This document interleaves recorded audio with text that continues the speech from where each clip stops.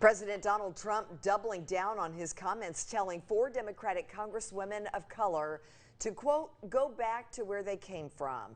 Well, now he's making it even more personal, attacking them in a news conference today. New at 4, ABC's Megan Tevrizian has the latest from Washington. In a remarkable moment on the White House South Lawn, the president defending what many are calling racist tweets about 4 Congresswomen of color. These are people that if they don't like it here, they can leave. Over the weekend, the president tweeted for the women to go back and help fix the totally broken, crime-infested places from which they came. The congresswomen come from Cincinnati, Detroit, and New York City.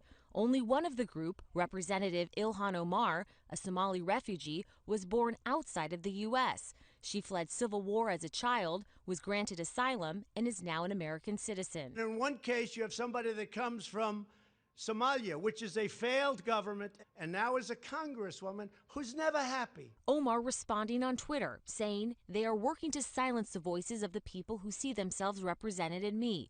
I will stay in the ring, fighting for what is right, and will never back down in the face of these attacks. When asked if he's concerned that white nationalist groups are finding common cause with his tweet, the president responding, it doesn't concern me because many people agree with me.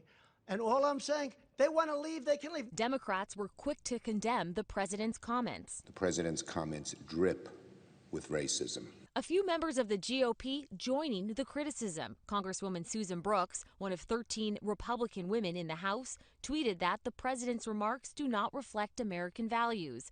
But GOP congressional leadership remains silent. President Trump's latest comments may have had the unintended consequence of uniting Democrats. The president has a tendency to be provocative. He does it in a visceral way. It isn't always rooted in the facts, and it isn't always rooted in strategy.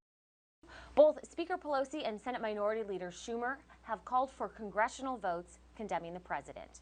Megan Tevrizian, ABC News, Washington.